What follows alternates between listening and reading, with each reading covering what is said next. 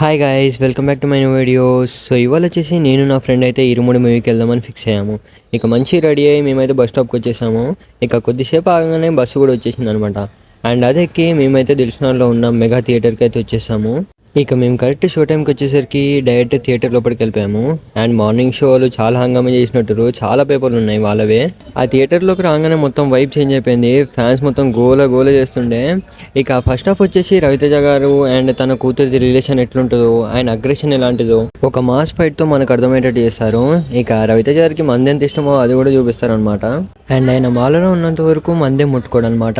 And ఇలాగ first హాఫ్లో ఇంట్రొడక్షన్తో ఆయన అగ్రెషన్ అవన్నీ చూపించుకుంటూ ఫస్ట్ హాఫ్ అయితే ఎండ్ అయిపోతుంది. ఇక మేమైతే అలా ఇంటర్వెల్లో బయటికి వెళ్ళి ఒక ఎగ్ పఫ్ అయితే తెచ్చుకొని చూస్తుండగా సెకండ్ హాఫ్ కూడా స్టార్ట్ అయిపోతుంది అనమాట.